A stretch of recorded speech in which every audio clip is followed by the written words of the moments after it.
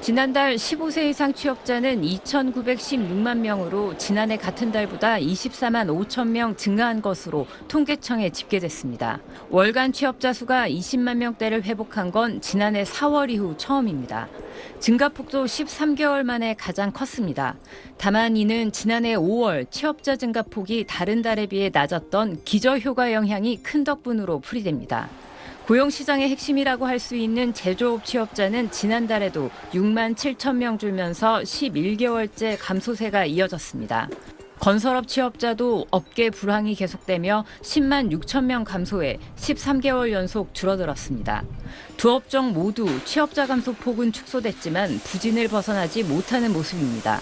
내수 위축이 이어지면서 숙박음식업 취업자 수도 6만 7천 명 감소해 코로나 당시인 2021년 11월 이후 3년 6개월 만에 가장 큰 폭으로 줄어들었습니다. 반면 도소매업은 1만 8천 명이 증가하며 15개월 만에 증가세로 전환했는데 장기간 동안 감소한 데 따른 기저효과로 풀이된다고 통계청은 설명했습니다. 이런 가운데 60세 이상 취업자 수가 704만 9천 명으로 집계돼 사상 처음으로 700만 명을 넘어섰습니다. 30대를 제외한 60대 미만 전 연령대에서 취업자가 감소하는 추이를 보인 것과 대조적입니다. 고령 인구의 비중이 지속적으로 커지고 있는 데다 대거 취업 시장에 남아있으려는 경향을 보이면서 15세 이상 전체 고용률은 63.8%로 1년 전보다 0.3%포인트 상승했습니다. SBS 유덕기입니다.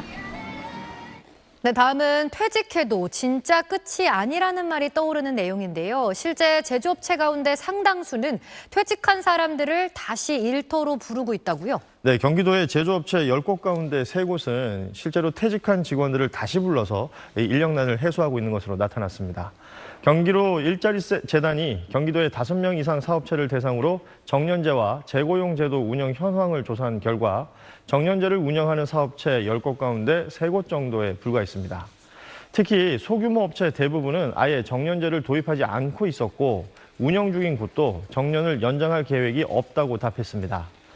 반면 정년 퇴직자를 다시 채용하는 재고용은 전체의 19%로 제조업체로 한정하면 30% 이상이 운영하고 있었습니다.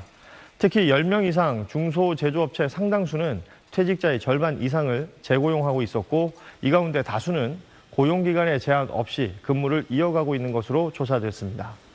재고용의 이유로는 업무에 익숙하고 역량이 높기 때문이라는 응답이 가장 많았습니다. 더 나은 연봉이나 처우 개선을 이유로 이직을 고려하는 직장인들이 많죠. 그런데 지난해 직장을 옮긴 사람들 가운데 연봉을 낮춰서 이직을 한 경우가 많았다고요? 예, 통계청에 따르면 지난해 직장을 옮긴 사람 10명 가운데 4명이 연봉이 더 적은 곳으로 옮겼다라는 사실이 나왔습니다. 임금이 더 적은 일자리로 이동한 비율은 50대와 60대가 가장 높았고요. 젊은 층일수록 연봉을 올리고 이직한 경우가 많았습니다. 임금이 얼마나 줄었나 살펴보면 25만 원 이하로 줄어든 경우가 가장 많았고 100만 원 이상 줄어든 사람도 10명 가운데 1명꼴이었습니다.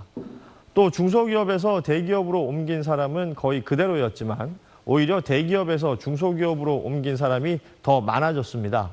중장년층과 고령층이 대기업에서 은퇴해 중소기업으로 직장을 옮긴 사례가 포함된 것으로 추정됩니다. 네, 오늘 마지막 소식입니다. 요즘 중장년층에서 이 생계 수단으로 택시 운전을 택하는 사람들이 늘고 있다고요. 네, 지난해 택시 운전 자격 시험 응시자가 5만 2천여 명인데요. 이는 재작년보다 50% 가까이 증가하며 역대 최다를 기록했습니다. 경기 침체나 내수 부진 등으로 일자리를 잃은 자영업자나 운송 노동자, 은퇴자들이 생계를 위한 최후의 선택으로 택시 시장을 찾고 있는 것입니다. 하지만 택시 자격증을 땄다고 바로 운전을 시작할 수는 없습니다. 개인 택시는 전국 자치단체에서 대수를 제한하기 때문에 새로 시작하려면 기존의 운전자를 통해 면허를 사야 하는데요. 면허값만 1억 원이 넘고 법인 택시는 취직을 해야 가능하기 때문입니다. 택시 운전사의 고령화에 대한 우려도 나오는 상황인데요. 지난해 기준 개인 택시 기사 절반 이상이 65살 이상이었습니다. 네, 잘 들었습니다. 고맙습니다.